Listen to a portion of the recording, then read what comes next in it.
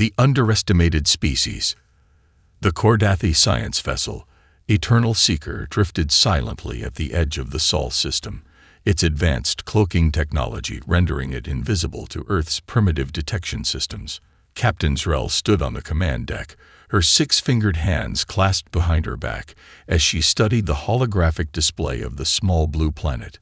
Another world of primitives, she noted with disdain. They've barely managed to reach their own moon. Science Officer Merrill nodded in agreement, scrolling through data on human technological development.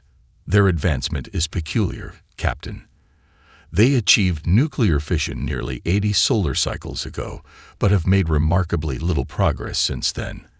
Their space technology is particularly underdeveloped. Typical pattern for species that waste resources on internal conflicts, Zrel replied. The Emperor will be pleased to add another resource-rich world with minimal resistance. Begin comprehensive scanning and prepare our report. The Kordathi had conquered 17 star systems over the past 3 centuries, methodically expanding their empire through a combination of overwhelming technological superiority and calculated diplomacy.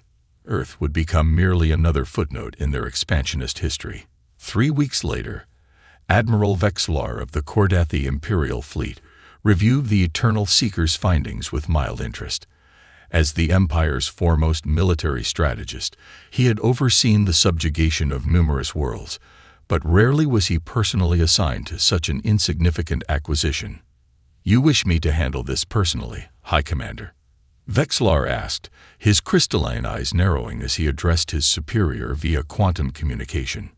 High Commander Drell's holographic form flickered slightly. The Emperor believes this world may have strategic importance beyond its apparent value. Their development pattern is unusual. They possess nuclear weapons yet lack basic interplanetary travel capabilities. They've developed quantum computing but still burn fossil fuels. Something doesn't align with our understanding of technological progression. Vexlar considered this. Perhaps they simply developed inefficiently. Perhaps. Regardless, the Emperor desires a smooth transition of authority. Your diplomatic skills combined with an appropriate show of force should suffice.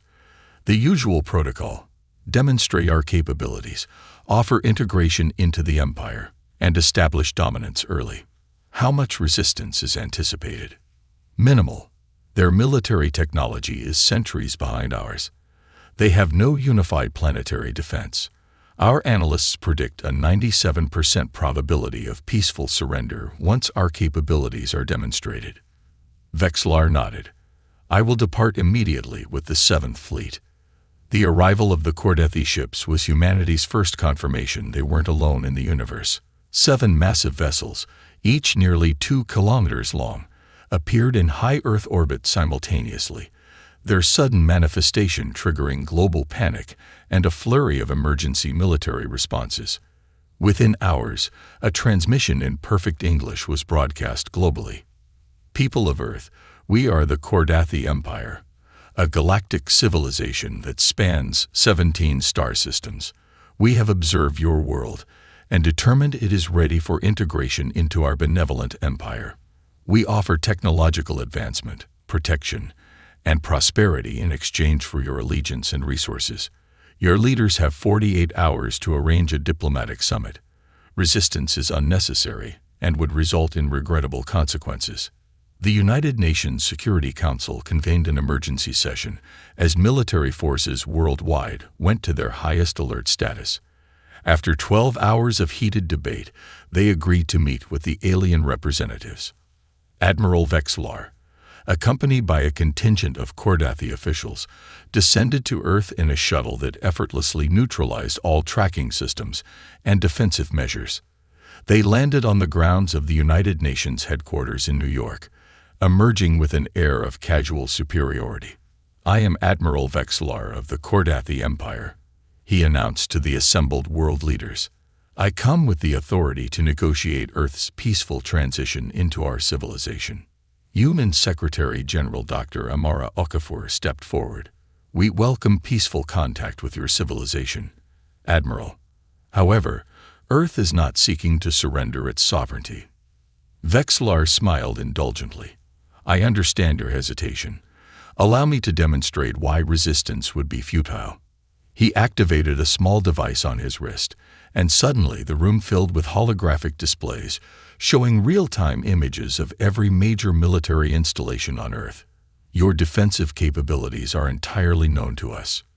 Your most powerful weapons could not penetrate even the secondary shields of our smallest vessels. To emphasize his point, one of the Kordathi ships in orbit fired a precision energy beam that vaporized an uninhabited island in the Pacific. The demonstration was broadcast live to the summit and to the world. This was at minimal power, Vexlar explained calmly. We can target any location on your planet with absolute precision. We can disable your power grids, communication systems, and military capabilities without harming a single human, or we can reduce your cities to ash. The choice is yours. The room fell silent. However, Vexlar continued, his tone softening. We prefer peaceful integration. Your people will benefit enormously from our technology and protection. Your lives will improve. We ask only for your allegiance and a reasonable contribution of resources. After 3 days of tense negotiations, the Earth's leaders appeared to concede. They signed a preliminary agreement that acknowledged Kordathi authority and established a transitional period of 1 Earth year, during which human governments would continue to function under Kordathi oversight. Vexlar was pleased with the outcome. Your wisdom serves your people well, he told the assembled leaders. In time, humans will be proud citizens of the Empire. What the Kordathi didn't realize was that humanity had been preparing for this moment longer than anyone could have imagined. Since the 1950s, a classified global initiative called the Unified Defense Coalition had operated in absolute secrecy, funded by black budgets from major powers and hidden even from most elected officials. Deep beneath the lunar surface, in a massive artificial cavern shielded from all known detection methods, the UDC had spent 70 years developing technology reverse-engineered from a crashed alien vessel discovered in 1947. This wasn't the primitive space program visible to the public and to watching alien eyes. This was humanity's true space capability, developed in absolute secrecy. In an underground facility beneath the Rocky Mountains, General Elena Vasquez of the UDC addressed her fellow commanders via secure communication. The Kordathi have taken the bait, she announced. They've bought our act of technological inferiority completely. Our intelligence suggests they've committed only a small portion of their military to Earth's occupation, believing we pose no threat. Admiral James Chen nodded grimly. Project Avalon is ready for deployment. All systems are operational, all crews prepared. What about civilian casualties? Asked Field Marshal Kwesi Okonkwo. If this goes wrong. It won't, Vasquez replied firmly. We've spent decades preparing for this exact scenario. Our apparent surrender has given us the time we need to finalize preparations without arousing suspicion. Dr. Sanjay Kapoor, lead scientist of the UDC, spoke up. The Kordathi technology we've observed confirms our theories. Their shields operate on predictable energy frequencies. Avalon's systems should penetrate them effectively. Vasquez nodded. The Kordathi have given us 30 days to begin resource transfers. On day 29, we launch Operation Thunderbolt. For the next 4 weeks, Earth appeared to comply with Kordathi demands. Small resource shipments began, human military forces stood down, and integration committees were formed. Admiral Vexlar reported to High Command that the assimilation was proceeding smoothly, though he noted that humans seemed remarkably unconcerned about their subordinate status. They adapt quickly to new circumstances, he reported. They show appropriate deference but maintain a curious confidence. Perhaps it is simply a cultural trait. High Commander Drell was pleased. The Emperor will be gratified to hear of your success. Continue as planned. As the deadline for the first major resource transfer approached, Vexlar observed increased activity in Earth's oceans. When questioned, human leaders explained it was part of the resource-gathering operations. Kordathi scans detected nothing unusual, and Vexillar's suspicions were momentarily allayed. On the 29th day, Admiral Vexillar received a message requesting his presence at a special ceremony marking Earth's formal acceptance of Kordathi rule. Pleased with this sign of submission, he agreed to attend personally. The revelation. Admiral Vexillar's shuttle descended toward the United Nations complex in New York, accompanied by an honor guard of Kordathi warriors. As they approached, his tactical officer suddenly stiffened.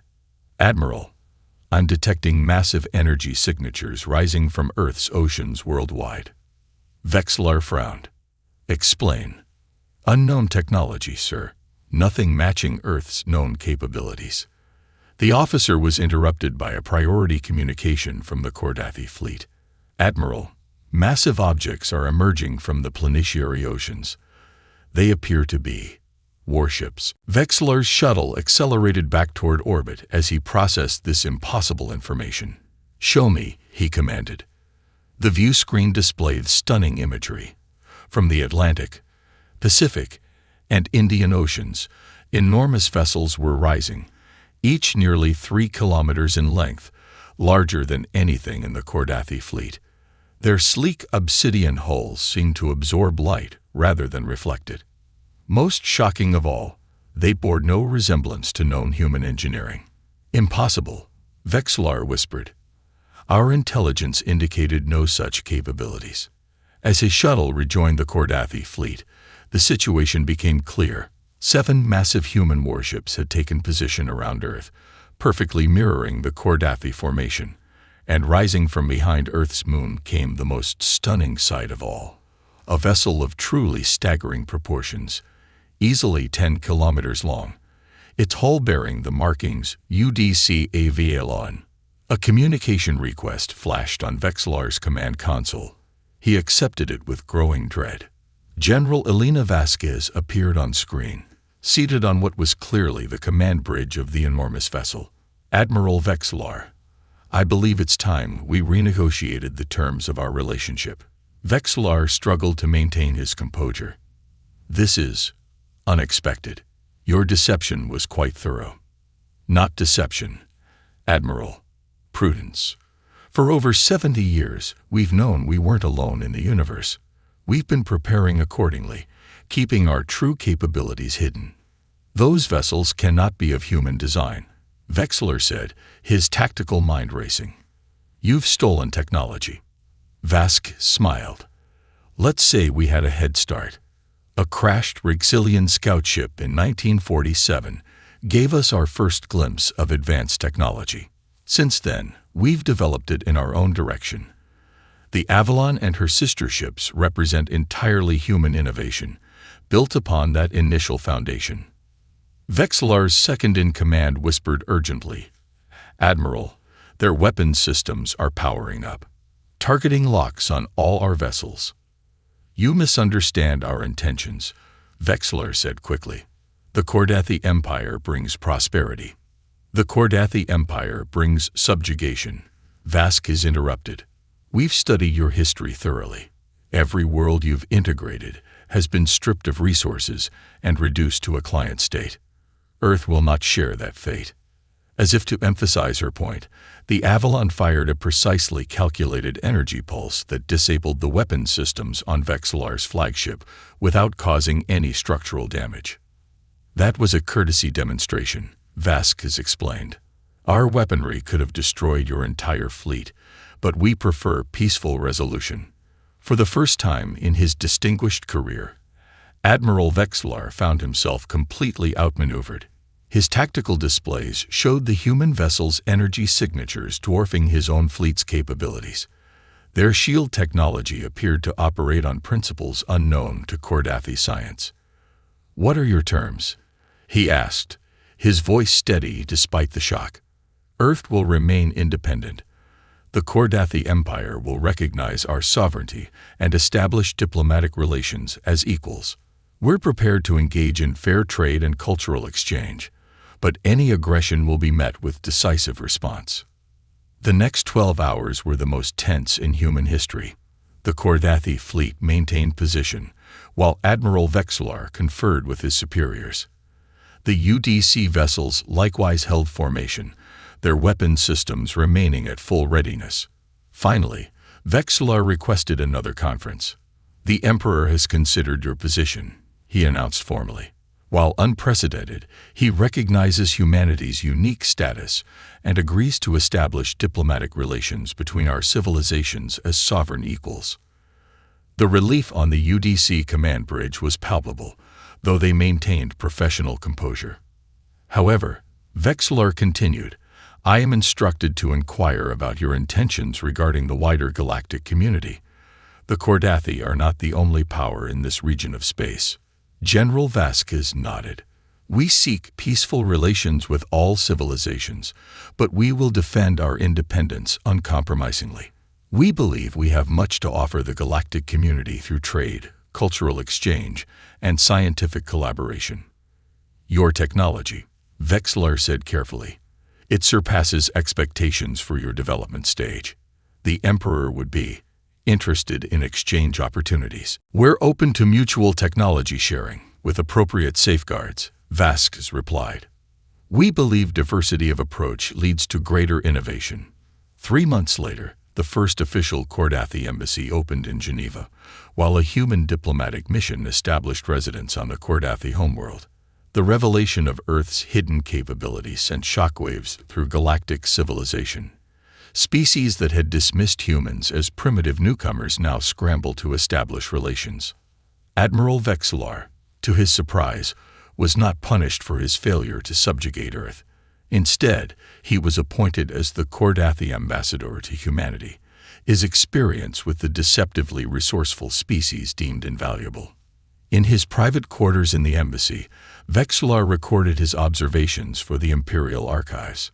"The humans represent something unprecedented in our experience, a species that developed in near isolation yet somehow anticipated the nature of galactic politics perfectly. Their deception was masterful, their preparation thorough. Most remarkable is their technological approach, which follows paths our scientists never considered. I believe the Emperor was wise to accept alliance rather than risk conflict. The humans possess not only formidable military capability, but an ingenuity that makes them unpredictable. Their history of internal conflict has honed a particular resourcefulness and resilience. Most concerning is the question they force us to consider. If we so completely misjudged one species, what other surprises might await us among the stars? The era of easy Kordathi expansion may well be over, replaced by a more complex galactic balance of power. The humans have a saying, 'Appearances can be deceiving.' It seems we would do well to remember this wisdom in our future explorations. As the Avalon and her sister ships took their place as humanity's guardians, Earth began its emergence as a major galactic power, not through conquest or intimidation, but through the revelation of strength hidden beneath an unassuming exterior. The galaxy, which had once laughed at Earth's apparent primitive nature, now watched with newfound respect as humanity joined the interstellar community on its own uncompromising terms. Admiral Chen insisted on leading the strike force personally. Captain Reyes wouldn't have asked anyone to take a risk she wouldn't take herself, she said when her staff protested. "Neither will I." The mission launched under cover of a massive diversionary attack, every remaining human vessel and weapon system firing simultaneously at Vex ships across the globe. As expected, the Vex responded with mathematical precision, their vessels moving into optimal defensive formations that, while efficient, were now predictable to human strategists. Maya's strike team, 12 enhanced Phoenix units, slipped through the resulting gaps in the Vex defensive screen, their erratic, seemingly random course changes confounding the aliens' targeting algorithms. They took losses. 4 ships destroyed in the initial approach, 3 more as they closed on the command vessel, but the remaining 5 reached their target. Chaos Protocol Omega, Maya ordered as they made their final approach. Everyone pick a different vector. Give them too many targets to track. The Phoenix units broke formation, each pilot executing maneuvers that defied tactical logic. Loops, spins, sudden stops, and accelerations. 2 more were destroyed, but Maya's ship and two others made it to the command vessel's outer hull. "Deploying payload," Maya announced, her voice steady despite the chaos around her. The special weapon, dubbed the Headache by the scientists who'd created it, launched from her ship's bay, attaching to the Vex vessel's hull. The other surviving Phoenix units did the same. Payloads attached. Detonation in 3, 2, 1. There was no explosion, no visible effect at all. For a terrible moment, Maya feared the weapon had failed. Then the massive Vex command ship seemed to shudder. Its fluid metal hull, normally in constant graceful motion, froze in place. The smaller Vex vessels nearby began moving erratically, some colliding with each other. "It's working," one of the surviving pilots exclaimed. "Look at them. They're confused." Maya didn't wait to celebrate. All Phoenix units returned to base. All Earth forces pressed the advantage while it lasts.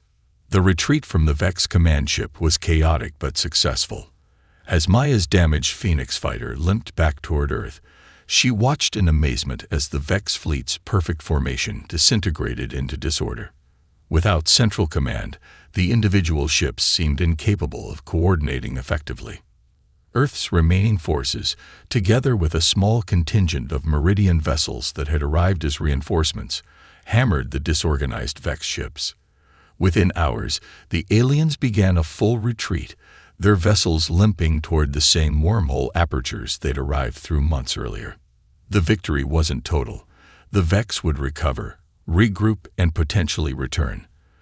But humanity had won itself a reprieve, and more importantly, proven that the supposedly invincible aliens could be defeated. In the aftermath, as Earth began the long process of rebuilding, Thalera invited human representatives to join a covert assembly of species who had suffered under Vex aggression.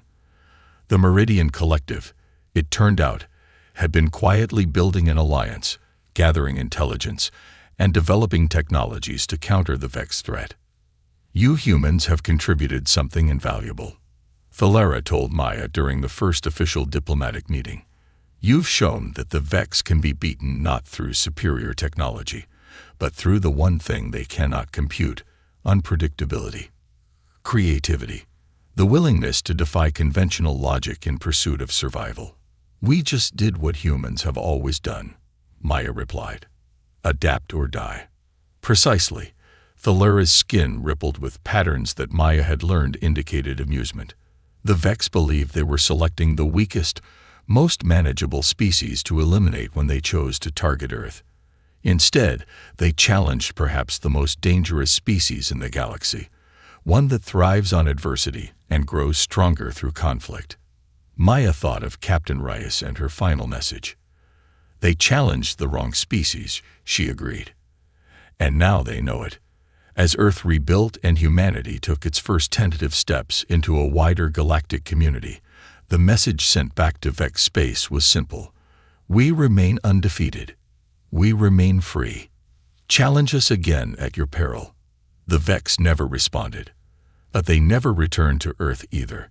They had learned what countless others throughout human history had discovered, that humanity's greatest strength wasn't its technology or its numbers, but its infinite capacity to adapt, to innovate, and to find victory in the face of impossible odds. They had challenged the wrong species indeed. Captain Alina Vasquez stood on the bridge of the starbound Pioneer, staring at the blue marble that had once been humanity's home. 500 years had passed since they left Earth on their deep space exploration mission. The planet looked different now. Strange structures orbited in perfect geometric patterns, and the continents showed signs of massive terraforming projects that changed the very shape of the landmasses. "Commander Mitchell, what are you reading on the scanners?" Alina asked, her weathered face showing concern. The decades of space travel had aged her, but the life extension technology they had developed during their journey kept her mind sharp and her body strong. Sarah Mitchell, the ship's military strategist, frowned at her display. "Captain, I'm detecting massive energy signatures across the planet's surface. These aren't human technologies. The power output is enormous, but the efficiency is surprisingly low. Whatever built these structures uses brute force rather than elegance. Dr. Marcus Chen looked up from his science station. His eyes showed the wisdom of someone who had spent centuries studying the mysteries of the universe. Captain, I'm not detecting any human life signs on Earth, but there are billions of other biological signatures, species I've never encountered. Before Alina felt a chill run down her spine. They had left Earth when humanity was thriving, expanding into the solar system, building colonies on Mars and Europa. The last messages they received before entering the deep void spoke of first contact with alien civilizations. But those messages had stopped coming after their first century of travel. Alex, how long until we can establish communication with Earth? Alina asked their chief engineer. Alex Rodriguez wiped his hands on his coveralls. He was the youngest of the crew, barely in his second century, but his mind worked with mechanical precision. Captain, I've been trying to connect with Earth's communication networks for the past 6 hours. The problem is that all the signals I'm detecting are using completely different protocols. It's like humanity's entire technological infrastructure has been replaced. The bridge fell silent, except for the gentle hum of the ship's systems. The starbound Pioneer was a marvel of human engineering, built with technologies that had taken centuries to develop.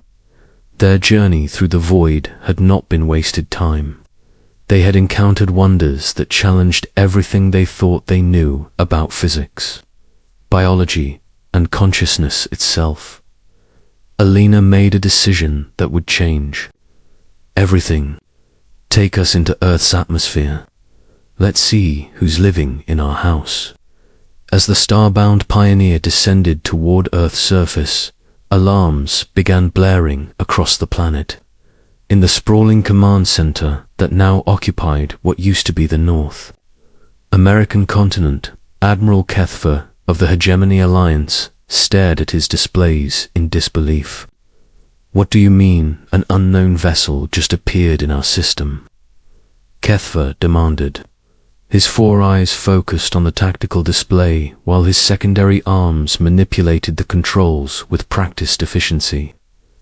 The Admiral was a Vekaran, one of the founding species of the Hegemony Alliance that had claimed Earth after humanity's mysterious disappearance.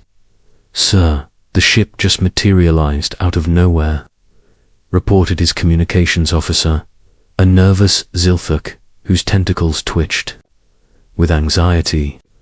Our deep space sensors detected nothing until it was already inside the solar system. Kethfer studied the strange vessel on his screen. It was unlike anything in the Hegemony's extensive databases. The ship's hull seemed to absorb light rather than reflect it, and its shape defied conventional engineering principles.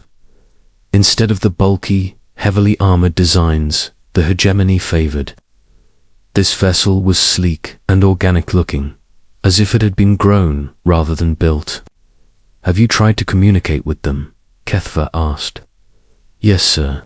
We've sent standard greeting protocols in all major galactic languages. They haven't responded. High Counselor Zarathul entered the command center, her flowing robes trailing behind her as a diplomat from the Veltar species. She had spent her career studying the extinct civilizations the Hegemony had encountered during their expansion. Admiral, I've reviewed the vessel's design. It bears some similarities to the extinct human ships we've found in archaeological sites. Impossible, Kethfer said. The humans vanished 5 centuries ago. Their homeworld was empty when we arrived. We've found no trace of them anywhere in the galaxy. Nevertheless, the similarities are too significant to ignore, Zarathul replied. The proportions, the energy signatures, even the way it moves through space. this could be a human vessel. On the starbound Pioneer, Alina watched as dozens of alien ships rose from Earth's surface to intercept them.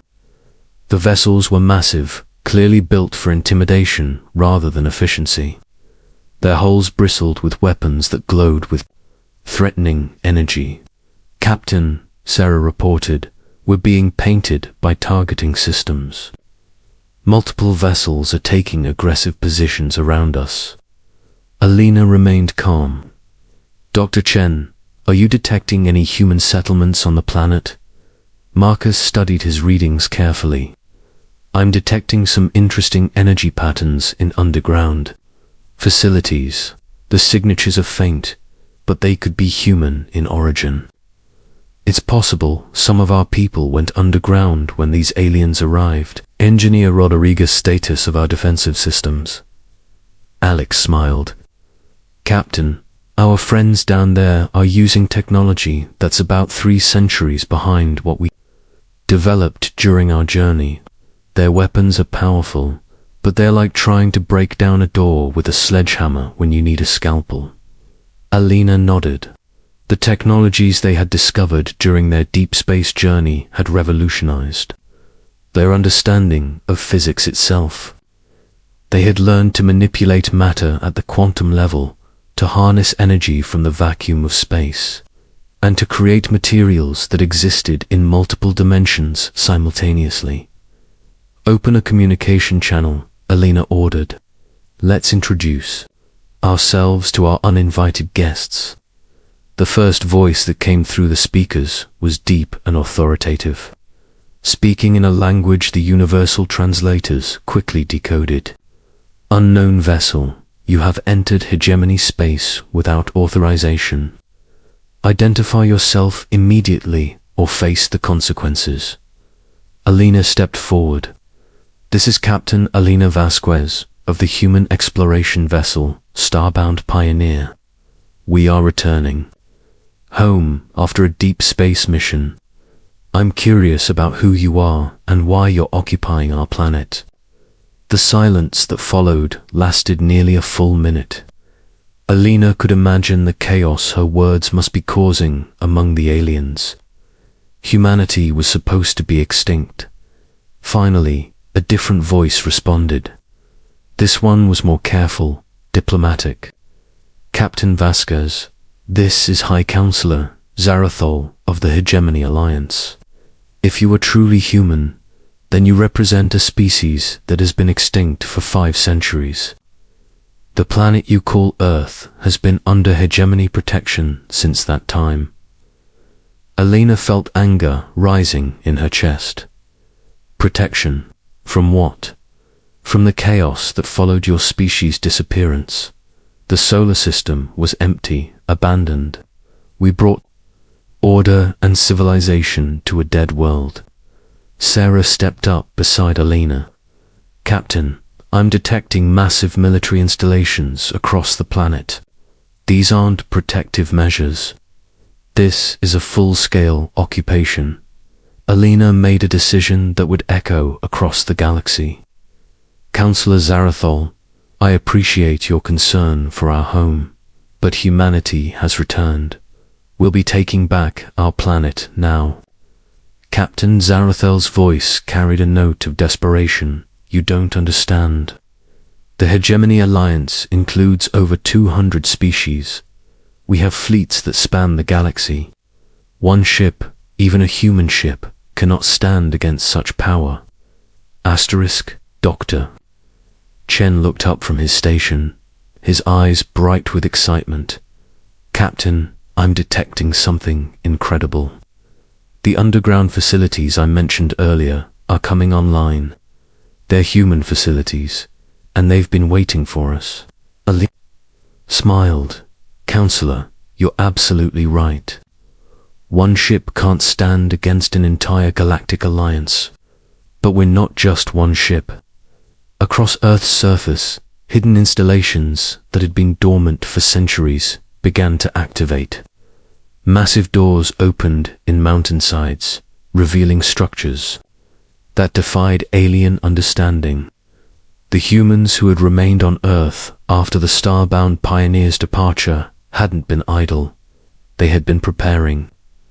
The thing about humans, Elena continued, is that we're very good at preparing for the worst.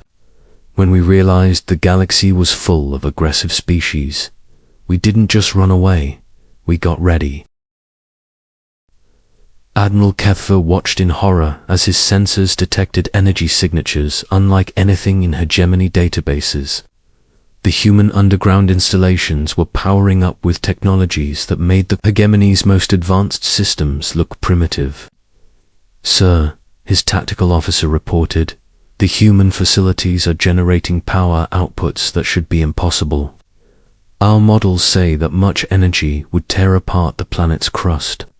Yet the planet remains intact," Kethver observed grimly, "which means their technology is beyond our understanding." Elena's voice came through the communication system again. "Admiral, I assume you're the military commander here. I want you to understand something. We didn't come back to Earth to start a war. We came back to come home. But if you insist on standing in our way, you're going to discover why humanity survived long enough to spread across the galaxy." The Admiral stared at the readings from his sensors. The single human ship hadn't moved, but it was now surrounded by energy fields that his weapons couldn't penetrate. The underground installations were creating a defensive grid around the entire planet, and most disturbing of all, his deep space sensors were detecting something approaching from the outer system. Counselor Kethver called to Zarathul, "Contact the Hegemony Council immediately. Tell them that humanity has returned, and they're not the same species that left 5 centuries ago." Elena looked round the bridge at her crew. They had spent 5 centuries exploring the deepest reaches of space, learning from ancient civilizations and discovering technologies that transformed them from a simple planetary species into something far more advanced. They had hoped to return to a thriving Earth, but they had prepared for this possibility as well. "Dr. Chen," she said, "send the awakening signal to all human colonies. Let them know it's time to come home." Marcus nodded and began transmitting a complex sequence of quantum-encoded messages. Across the galaxy, in hidden colonies and secret installations, humans who had been waiting for centuries received the signal they had been hoping for. The Hegemony Alliance was about to learn that humanity had never truly disappeared. They had simply been getting ready to reclaim their place in the galaxy, and they had become something the aliens never expected, something that would challenge the very foundation of galactic civilization. As the first phase of humanity's return began, Elena looked out at the stars and smiled. The long journey home was finally over, but the real adventure was just beginning. Admiral Kethver stood in the war room of the Hegemony's primary command station, surrounded by holographic displays showing the positions of his fleet. 200 warships had assembled in Earth's orbit, the largest concentration of military power the Hegemony had ever deployed against a single target.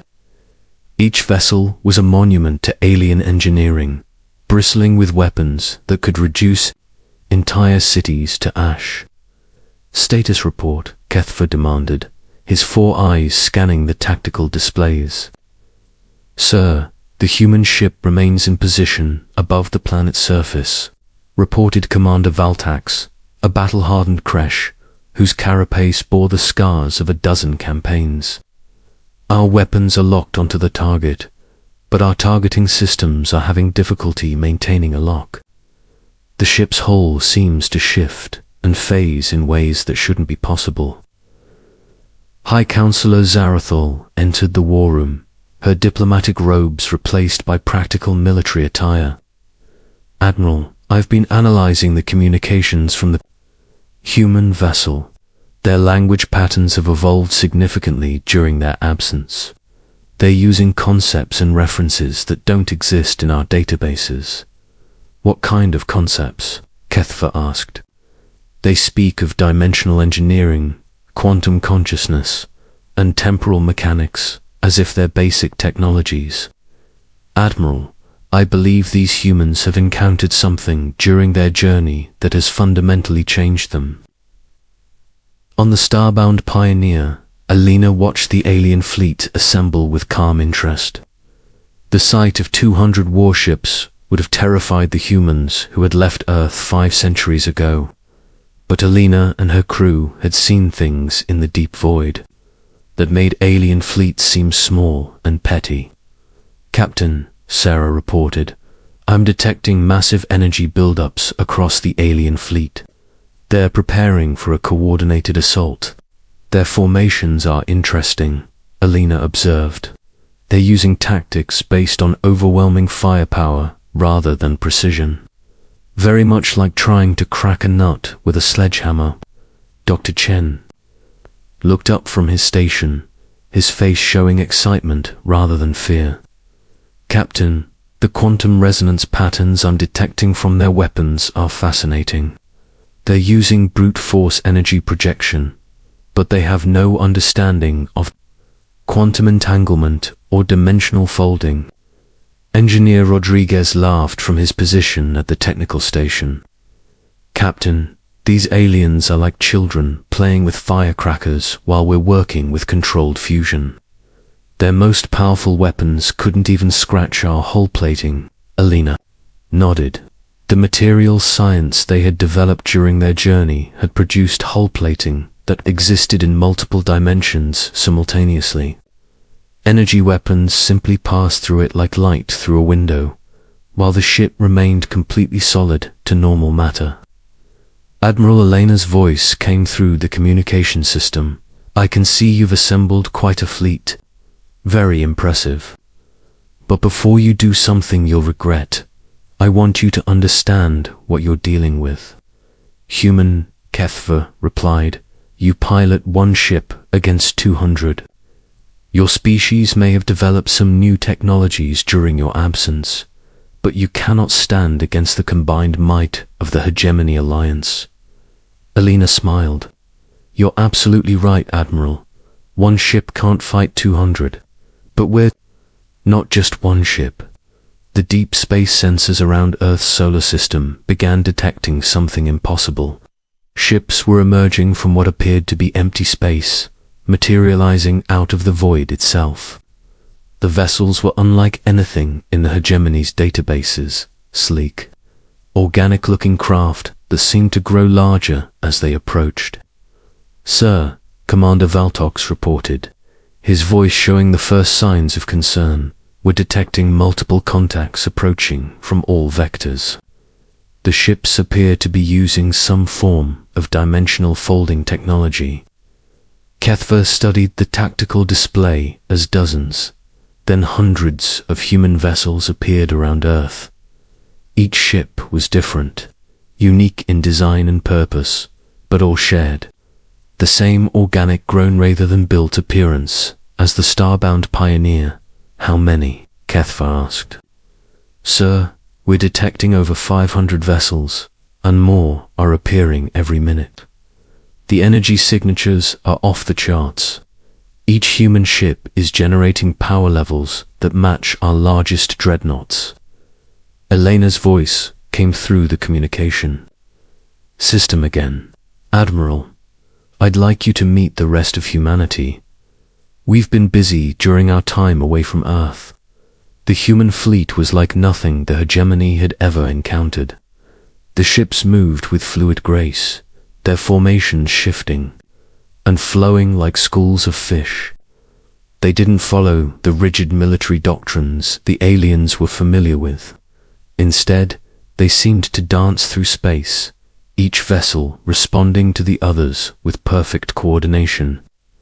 Admiral, came the voice of Captain Marcus Webb from the colony ship New Horizons. We've been watching from the Proxima Centauri system. When we received Elena's signal, we knew it was time to come home. This is Commander Lisa Park from the research vessel Quantum Dream. Another voice added. We've been exploring the Andromeda Galaxy for the past 2 centuries. We have so much to show you.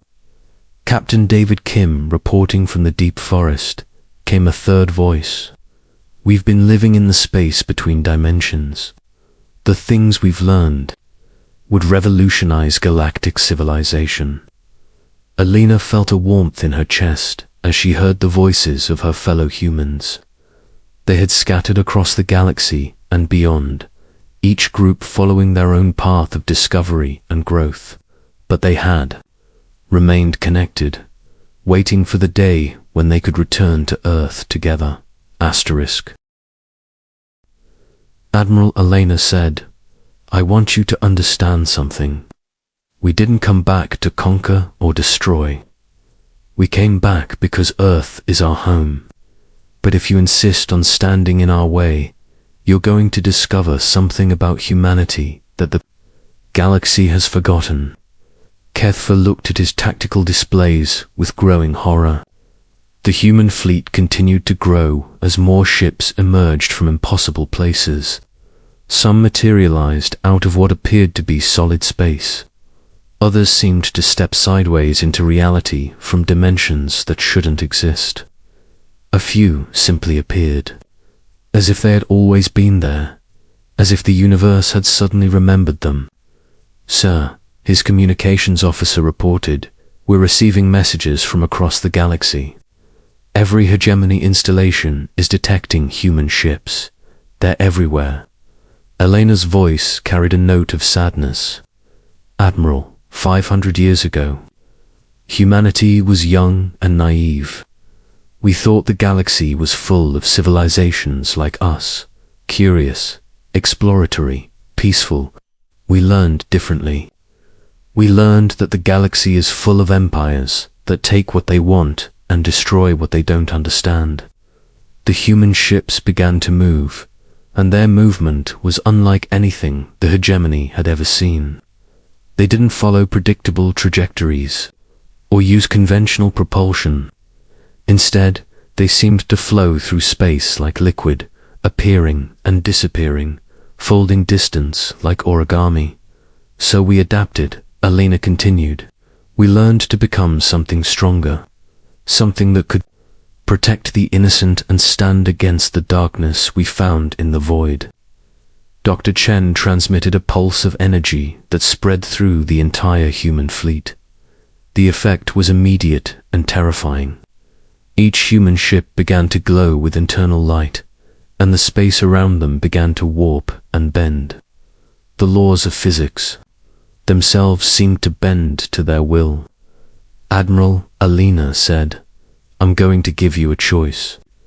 You can withdraw your fleet from Earth's system, and we can discuss the terms of your departure from our planet.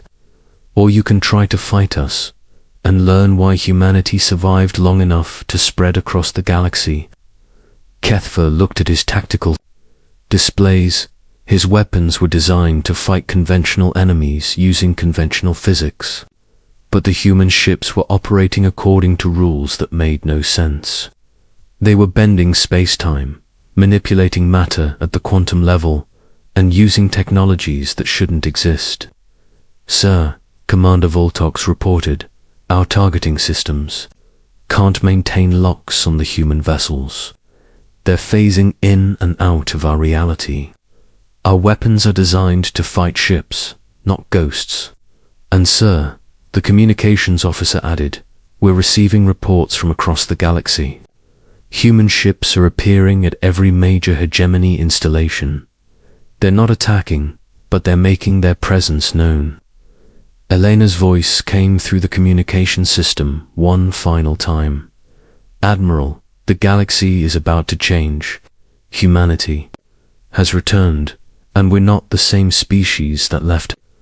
We've learned things that will transform galactic civilization. We've seen wonders that would drive lesser minds to madness. We've become something new. The human fleet began to move toward Earth, and as they did, the planet itself began to change.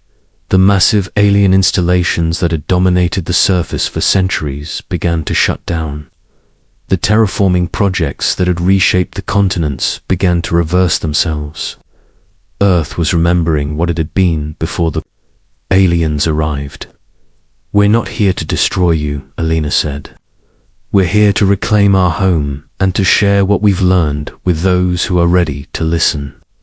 But make no mistake, we will not tolerate any species that tries to stand in our way." Admiral Kethva made the hardest decision of his military. "Career, all ships, stand down. Withdraw to minimum safe distance."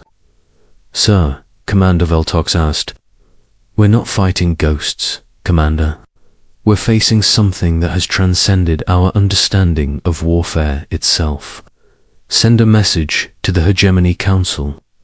Tell them that humanity has returned, and the galaxy will never be the same." As the alien fleet withdrew, Alina looked out at the stars surrounding Earth. The long journey home was over, but humanity's real adventure was just beginning. They had become something new during their centuries in the void, something that would reshape the galaxy and bring hope to civilizations that had forgotten what it meant to reach for the stars. The age of the Hegemony Alliance was ending. The age of humanity's return had begun, and with it, a new chapter in the history of galactic civilization. The humans had learned that the universe was vast and full of wonders, and they intended to share those wonders with any species brave enough to join them in their exploration of the infinite possibilities that lay beyond the stars. Alina smiled as she watched Earth's surface begin to bloom with familiar colors. Humanity was home, and this time they were strong enough to stay. *.